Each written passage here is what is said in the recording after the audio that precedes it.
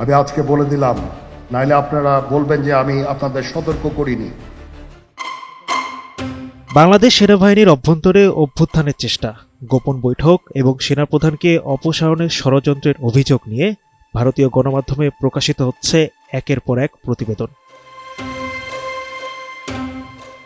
India Today ও the economic টাইমসের মতো ভারতীয় গণমাধ্যমগুলোর দাবি, বাংলাদেশ সেনাবাহিনীর একজন শীর্ষ কর্মকর্তা লেফটেন্যান্ট জেনারেল ফয়জুর রহমান পাকিস্তানের সঙ্গে গোপন যোগাযোগ রেখে সেনাবাহিনীতে অভ্যুত্থান ঘটানোর চেষ্টা করেছিলেন। কিন্তু বাংলাদেশ সেনাবাহিনী এই প্রতিবেদনগুলোকে সম্পূর্ণ ভিত্তিহীন ও উদ্দেশ্য প্রণোদিত বলে প্রত্যাখ্যান করেছে। সূত্রে বরাত দিয়ে ইন্ডিয়া টুডে দাবি করেছে, সেনাবাহিনী quarter master general Faizur Rahman সেনাপ্রধান ওয়াকারুজ্জামানকে অপসারণ করে নিজে সেই পদ দখল করতে চেয়েছিলেন।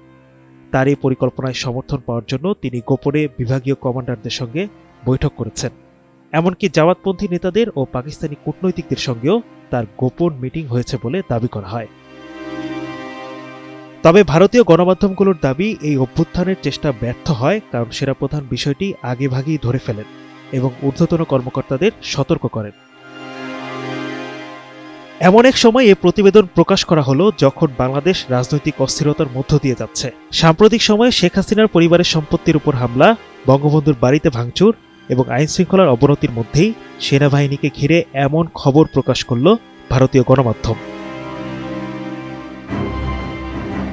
বাংলাদেশ সেনাবাহিনীর পক্ষ থেকে প্রকাশিত এক বিবৃতিতে স্পষ্টভাবে জানানো হয়েছে যে ভারতীয় গণমাধ্যমের এসব প্রতিবেদন সম্পূর্ণ মিথ্যা, বানোয়াট ও ভিত্তিহীন। আন্তঃবাহিনী জনসংযোগ পরিদপ্তর আইএসপিআর এর বিবৃতিতে বলা হয়, বাংলাদেশ সেনাবাহিনী গভীর উদ্বেগের সঙ্গে লক্ষ্য করেছে যে ভারতীয় কিছু গণমাধ্যম ইচ্ছাকৃতভাবে বিভ্রান্তিমূলক সংবাদ প্রচার করছে। সেনা অভ্যুত্থানের সম্ভাবনা ও সেনাবাহিনীর চেইন অব কমান্ডে বিশৃঙ্খলার যে তথ্য প্রকাশ করা হয়েছে তা সম্পূর্ণ মিথ্যা ও উদ্দেশ্য প্রণোদিত। যখন দেশের অভ্যন্তরে রাজনৈতিক উত্তেজনা তুঙ্গে, তখন সেনাবাহিনীকে নিয়ে ভারতীয় গণমাধ্যমের এমন খবর কি নিছক কাকতালীয়, নাকি এর পেছনে রয়েছে একটি সুপরিকল্পিত চক্রান্ত?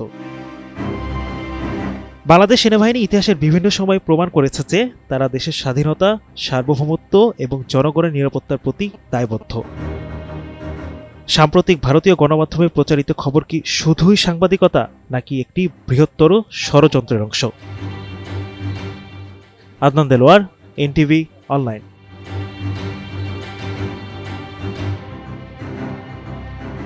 এই ঈদে জামা জুতো অ্যাক্সেসরিজের ডিসকাউন্ট।